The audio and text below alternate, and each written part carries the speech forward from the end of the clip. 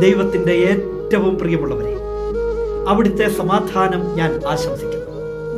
ഇന്ന് കർത്താവ് നമുക്ക് നൽകുന്ന ദൂത് 2 പത്രോസ് 1:10. ആകയാൽ സഹോദരരെ, നിങ്ങളുടെ വിളിയും തെരഞ്ഞെടുപ്പും ഉറപ്പിക്കുന്നതിൽ കൂടുതൽ ഉത്സാഹമുള്ളവരായിരിക്കും. ഇങ്ങനെ ചെയ്താൽ ഒരിക്കലും നിങ്ങൾ വീണു പോവുകയില്ല. വിളിക്കപ്പെട്ടവരെല്ലാം തെരഞ്ഞെടുക്കപ്പെട്ടില്ല.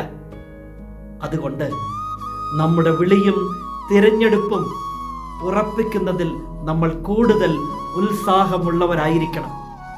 അനുകൂലങ്ങളെക്കാൾ പ്രതികൂലങ്ങളായിരിക്കും.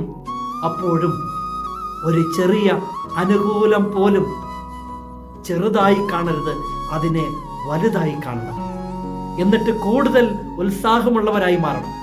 അല്ലെങ്കിൽ നമ്മൾ വീണുപോകും. അതിന് പല കാര്യങ്ങളും നമ്മൾ കണ്ടെത്തും.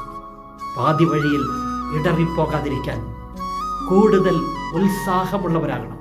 നാം നമ്മുടെ ഉള്ളിൽ തന്നെ ആ ഉത്സാഹം രൂപപ്പെടുത്തിയെടുക്കണം.